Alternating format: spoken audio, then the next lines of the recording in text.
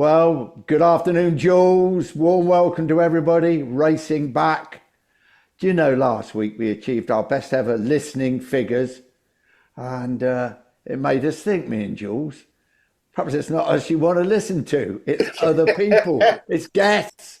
So we brought him back. It's cost us a lot of, well, a couple of Yeah. pints, not a lot of money, and we're really, really welcoming back Dr. Martin Rains, and we've got lots of facts and figures. Those percentage figures, he sent them through. So Jules and him will be chanting on about percentages a little bit later on. We'll reflect on the Red Bull Ring. Sorry I called it the Saxon Ring last week. Hope you didn't go to the wrong circuit and miss the racing altogether. And we look forward to, well, the new MotoGP venue in Hungary. That's going to be very interesting indeed. Will it make any difference to the result? We'll wait and see that one. And Bank Holiday Monday in August, it only means one thing. It means Cadwell Park and BSP. And that really should be one hell of a meeting if Thruxton, the last round of the championship, is anything to go by.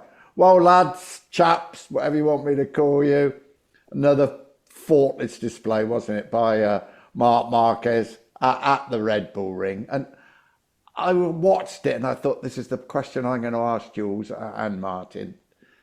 How do you view a championship dominated so much by one rider? When I think Mick Doohan did it, people called it boring. Even when Fogarty was doing it in World Superbikes, people called it boring.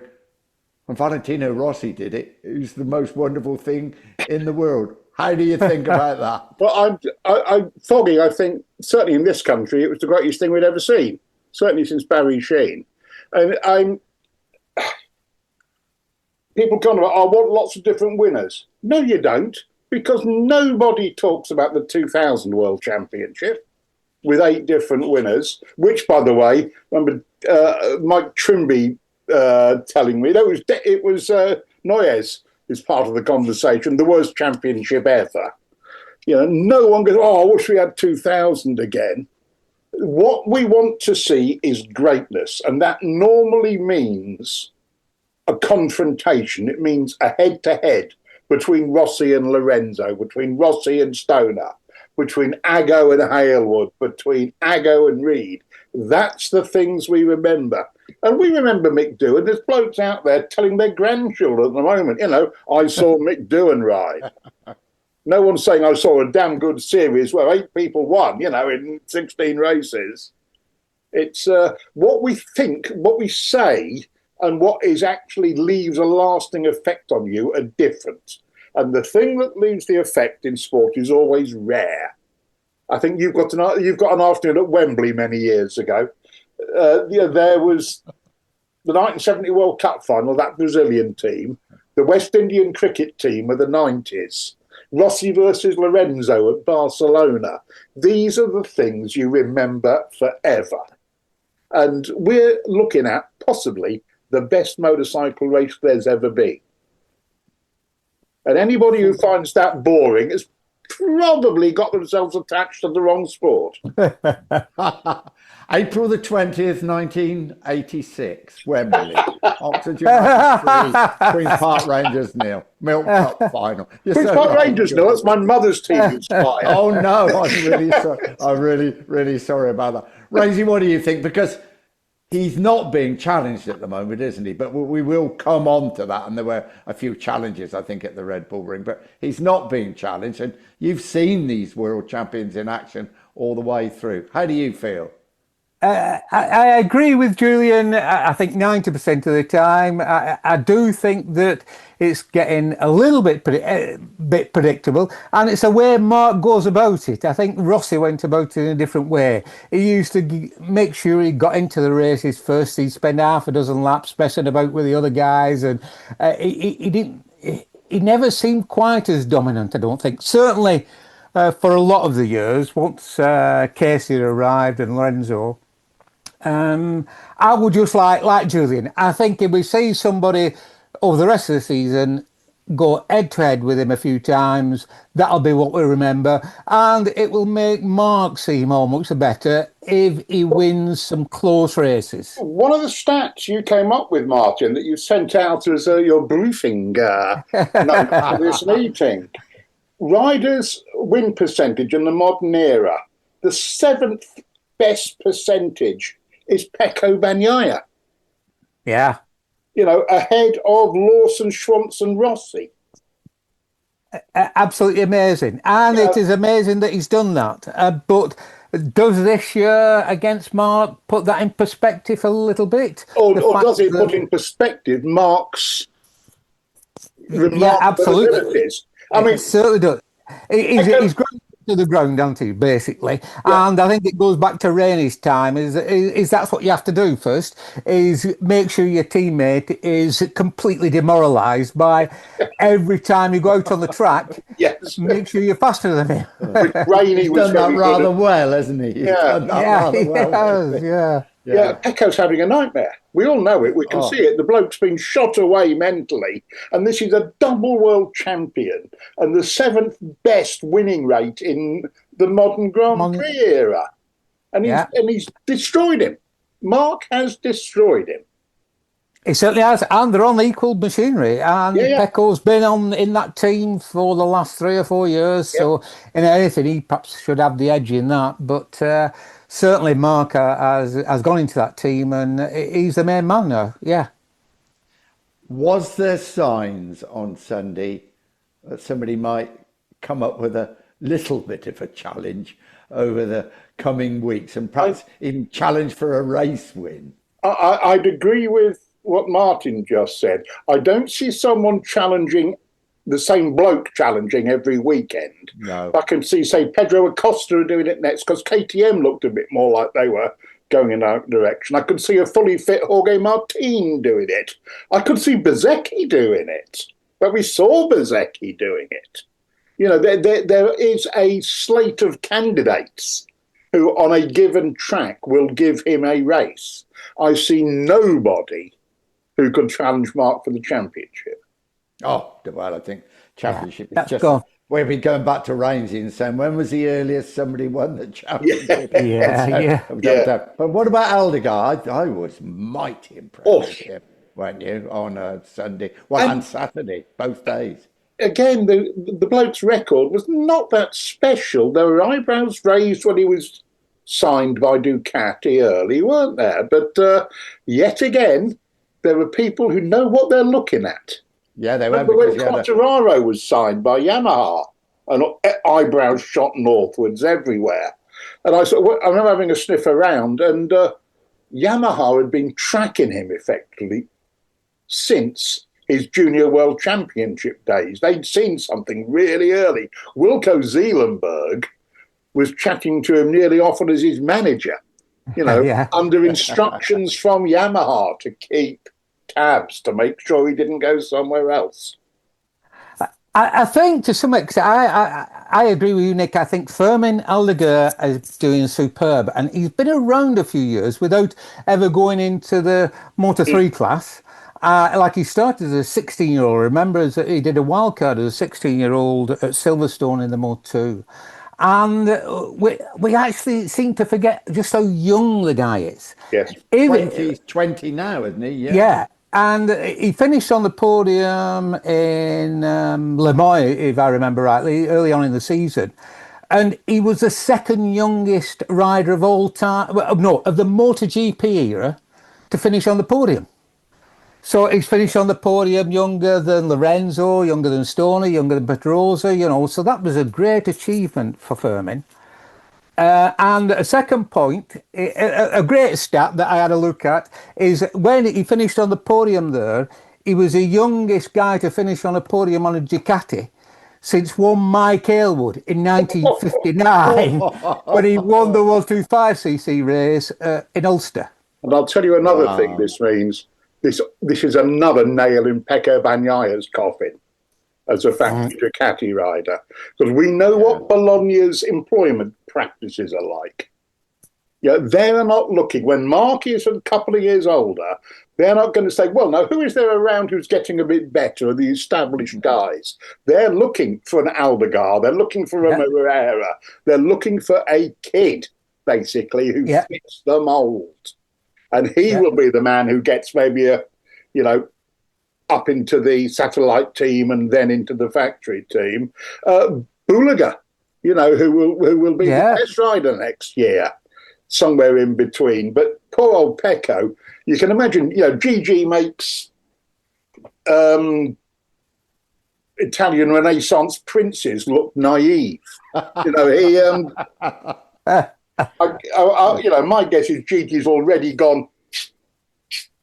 You don't think they're going to behead him, do you, before the No, he might wake up with, poisoned or something like that.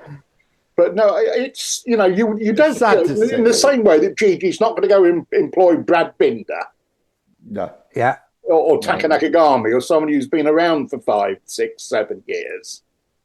It's the way, your job as a team manager, which people always forget, is not to give that nice bloke a job. It's to get the next world champion. Yeah. Yeah. Great managers in all sports are the same. Sorry, Rainsy. Yeah. I think we're seeing the emergence, perhaps as Julian says, of the next top Ducati guy to follow on from Marc, really. Yeah. And we have to say that for a considerable number of the laps during that race, he was faster than Marc. Now, I know Marc was at the front. He didn't need to go any faster, so you never really know how fast he could go. But Firmin was faster than everybody else on the circuit for a considerable chunk of that race. And I think it was mightily impressive what he did. Yeah, I did. Yeah. Now we come on to a brand new circuit. Is that an advantage, disadvantage, or will it be the same story? Ducati did send all their riders there to ride on road bikes, didn't they? I don't think all the other teams did that. I think they did 70 laps between them, the two Ducati riders. And so already they seem, to me, slightly better prepared than others. There was a test, wasn't there? But very few went to it before the Ducati private test. If it changes much, I shall be very surprised. The one thing I think will happen again is if Michelin bring that special rear tyre that's had some, the heat-treated one, the one that's for the very high temperatures, then Yamaha are in for another weekend of hell. Is almost the one certain prediction. Short, tight circuits like the Saxon Ring, like where we've just been, who goes well on them? And it's a left-handed circuit. Let me think. Yeah, I wonder. Yeah. When was the last new circuit? Was it Indonesia or Portimao in Portugal? I was trying to think that out. But, probably Indonesia. Probably Indonesia, yeah. Yeah. Did you go to the old Hungary races, Nick? Yes, I did. Both Mick Doohan won his first Grand Prix one year, and then Eddie Lawson went on the Kajiva, didn't he? That was, and I think that was Eddie's last Grand Prix win. And Kajiva's first, yeah. Yeah, and it was Kajiva's first win. That was special, but it was a very difficult circuit for overtaking. The weather was either scorching hot or a bit damp, and I think we only had 2 Grand Prix there in the end. Yeah. It's a shame because wonderful city, you've got to say. Yeah, great place to go to. Yeah. No crowd, I recall. There wasn't. No, there wasn't. No, there wasn't a Gabor Talmashi to pull them into. No, there wasn't. No. Yeah. But the Eddie Lawson one was a wet, dry one, I think, wasn't it? Yes, it was, and he made a gamble on tyres, I think, didn't he? What I've since always called the Lawson gamble in commentary, which you can only use if you're not in championship contention. Right. Yeah. Because then you've got to do what the rest are doing. But, absolutely. It was a damp start. Eddie gambled on slick, started in the middle of the grid, went backwards. It dried out. Eddie, magnificent. I was commentating, but not at the circuit. Right. And Eddie, he kept on watching. I don't think we even had a lap timer. I think we just had to sort of watch on the screen while he's 1, 2, 3, 6. It was that sort of thing. Magnificent. The reverse of that. There was one year at Donington, factory Ducatis, Casey and Nicky. They did. Yes. Started on wet, didn't they? Yeah. on a dry It didn't work out though, did it? inexplicable. And Yeah. and certainly, I think Casey was a championship contender. He was, but I think he was going through his illness period as well then. So Yes, I think that was yes, a difficult time for Casey, I think that. it was. Yes, I saw him in the paddock that weekend. I think about 9 o'clock at night. You know what it's like, Nick? Everybody's gone. I was doing something for Riders for Help, I think, and I came out of Alpine Stars hospitality, and Nicky and his missus, Casey and his missus were coming in. And he looked like a ghost. I have never seen a bloke look paler or twitchier. Or, he looked terrible. Yeah. It was a strange decision, though, that one. They gambled. They must have known that they didn't have much of a chance other than the gambling. As you say, it's the Eddie Lawson situation. Although Casey, I don't think, was totally out of the championship, was he? No, that was the shock. That was the shock, that they take that gamble with Casey's championship chances. Yeah. No one else, I don't think anybody else. And, of course, they just basically got humiliated. It was... It was rather... It's gamble we've seen pay off. Brad Binder winning the other way round, winning in the Red Bull Ring. What was it? Bradley Smith finished second at Misano, didn't he? Yes. On the Tech 3 Yamaha when he stayed out. Ralph Feldman at Donington. Yeah. Pedrosa and was it Mark? Who would have been with Pedrosa then when they both crashed at Aragon, when they both stayed out a little bit too long on the Repsol Hondas and crashed out while they were in the lead with it was damp with a few laps to go. It's a difficult gamble to make, isn't it? It is. It's a gamble. That's the point. When you, Bradley Smith's ride at Misano was not changing tyres. So when he went wet, dry, dry, wet, wet, and he stuck on slick. He crashed early, remounted, and kept going on slicks. Yeah. Scott Redding was third, wasn't he? Yeah. Yes. And it was one of the most illuminating things ever about Scott Redding's character. I went to find him after, great, and all he would talk about was Bradley. I don't know how he did it. I don't know how he did it. How he said, I couldn't have done that. He just, how Scott Redding occasionally gave you the feeling. Yeah. That he didn't have that nasty element you need a bike racer. And all he could do was talk how brilliant Bradley was. Yeah. I think the great bit of the Lawson one was not when it dried out later on. It was the fact that he didn't fall back too far when he was on slicks in the wet conditions, and I think it was the hard part of the race, and perhaps that is. When you gamble, that's what happens. It's when you're on the wrong tyres, which is the hard part, rather than when the bit that you don't lose too much time when you're on the wrong tyres. Yeah, then everybody else showed what normally happens by immediately going backwards when it dried out. Yeah. I tell you why Bradley didn't come in. He's an Oxfordshire boy, and he didn't want to pay the money for the tyres. He was sticking out there. We don't throw away the cash easily, Don't we know it, Nick? Don't we know it? Right. The dreaded word has arrived. With 1000th Grand Prix, of course, at the Red Bull Ring. Win. My machine today, I looked at my machine and the facts came flooding through. Win percentages of riders in the modern era. Win percentages for the riders all the way through. And also podium finishes and percentages. Rainsy and Jules, you're in heaven, aren't you? And Mick Doohan led the way then in the modern era with wins. I don't know about surprised by that. They rode in a lot less Grand Prix than these modern riders, didn't they? By modern riders, in the last. This is why we're doing percentages, not totals. If everybody had the same number of races per season, and like as Martin pointed out last week, John Surtees only started 34 500cc Grand Prix. That's almost, within this context, statistically insignificant. You perhaps would want to start, you wouldn't include anybody with less than 50 races. Yeah. If you were being rigorous Well, about stats.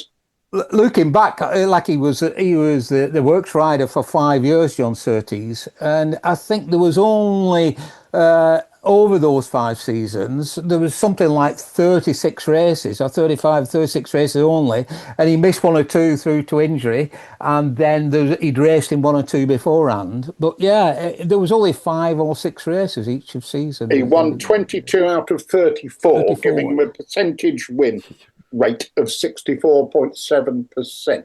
We're off now. Quoting Dr. Raines's figures off the communication. And of course, he fell out with MV as well, didn't he? John Surtees fell out with most people at some point in time. The question is when he fell out terminally with them. And also, you would say that if you were a statistician, you'd want to weight these earlier percentages due to breakdowns. Nowadays, at Moto Grand Prix, you wouldn't need to factor it in. I would suggest statistically insignificant. But certainly in, back before the modern era, and certainly a big period of the two-strokes, you would need to do some research. Yes, put absolutely. A weighting of your stats for reliability. Yeah.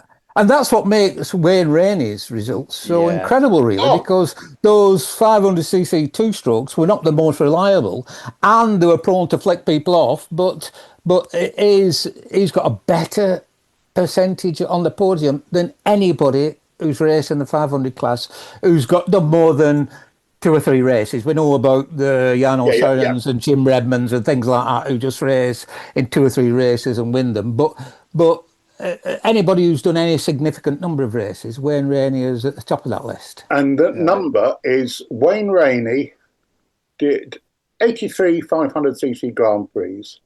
64 of them resulted in podium finishes. A strike rate of 77.1% against Schwantz, against Gardner, against Lawson.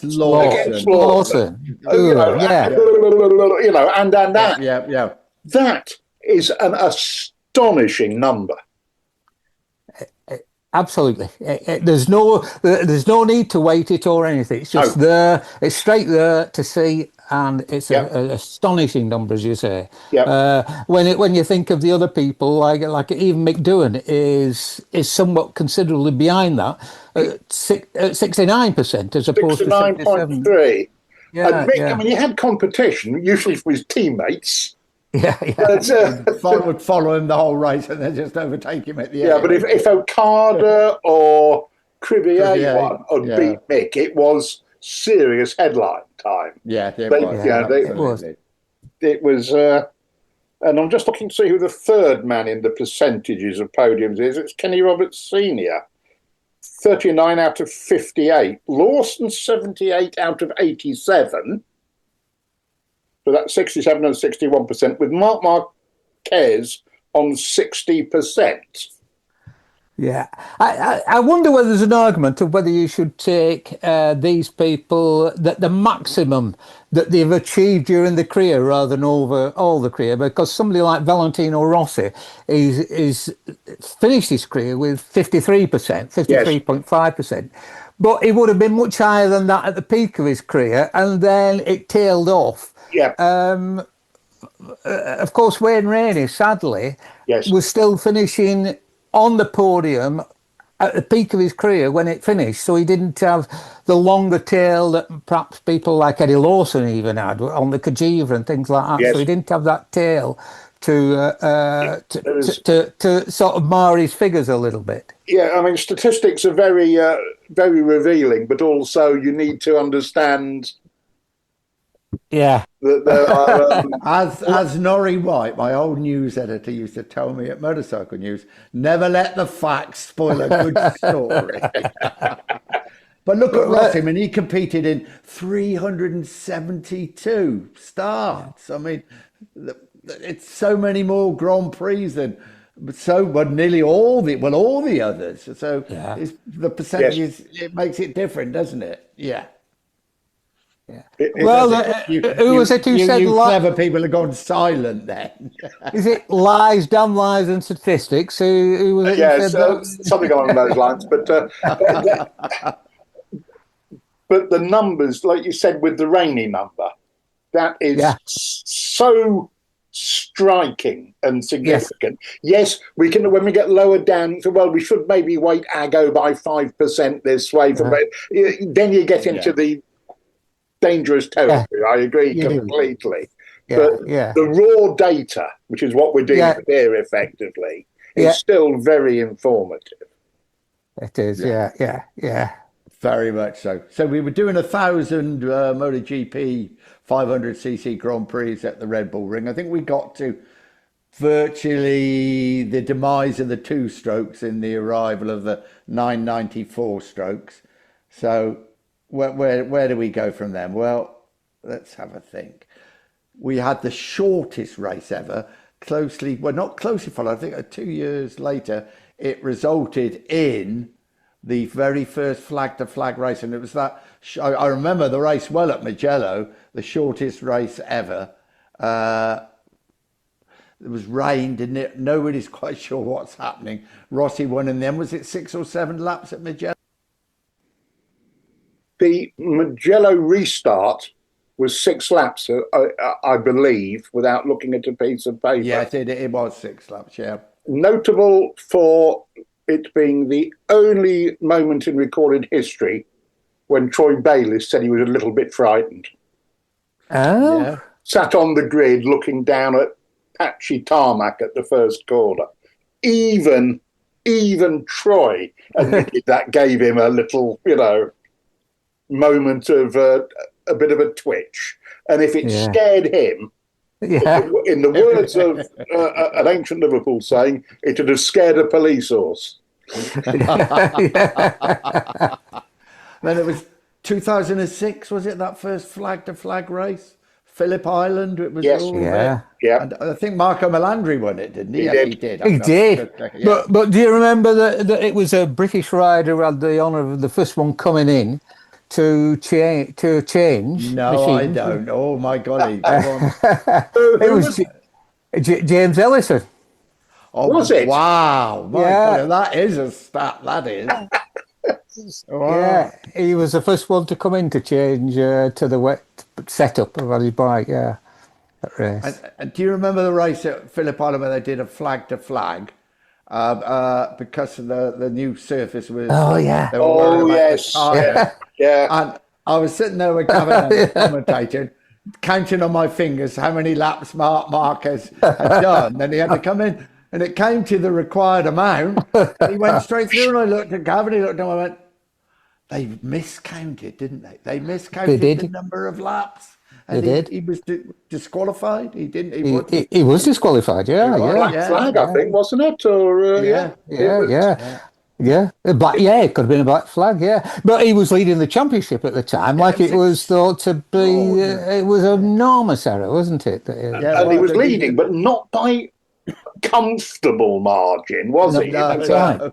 It was his first year, wasn't it? 2013, I think it was. It was a grade A1 industrial cock-up. It was. Yeah. We got all the electronics, wings, floodlights, everything else, but just basically counting out the number of laps, and you messed it. It was a staggering mistake, but I think he still went on to win the championship, though, didn't he? He did. There we go. Yeah. And floodlights, I'd never forget that first ever race under lights, Qatar, 2008. I remember flying in over the desert. It used to be dark, and you're looking out the window of the plane. So it was coming to the Doha, and suddenly it was this enormous, it was just incredible amount of light in the middle of nowhere, because the circuit in those days was in the middle of nowhere. It already was in the desert, wasn't it? And I remember the year before when they said they're going to floodlight the circuit. Honestly, I thought this just can't happen. It happened, didn't it? It was an amazing spectacle. It was amazing. That was the only time I went to Qatar, and I had to go really because it was on the floodlights, and it was a fantastic thing to see, wasn't it? Right. You could have gone to the Bowl d'Or any time and watched a bit of football. Right, yeah. Yeah. Yeah, but golly, just makes you think back to that first race that we were talking about last week in the Isle of Man mountain circuit. My golly, what a absolutely enormous contrast. Yeah. Going a bit further forward, I'm just looking down at the golly, we're getting into the 800s. Jorge Lorenzo won the 800th Premier Class race over 10 seconds flag to flag in Aragon. So we're getting nearer. And then, of course, a bit later on, 2016, a day we'll never forget, Cal Crutchlow winning in Brno. 833 Grand Prix wins it, that was. And the 35-year gap, we've talked about it a lot, between him winning and Barry Sheehan, the last British rider to win to Anderstorp in 1981. And that one that Barry won was the 300th race. Yeah. So there was 533 races between the two without a British winner. I know you always look forward to that British win, Nick. You always wanted to really commentate on a British winner, didn't you, before you finished? It was a big day I thought for you were you. going to carry me out in a box. Yeah. I have felt too many exactly before the then. same way, Nick, although I had the pleasure, of course, of commentating World Superbike in the Fogarty era. So I've done a bit of standing up and singing the anthem when after a race, but it was wonderful to see Cal. Absolutely wonderful. It's one of those. That's what I'll never forget either.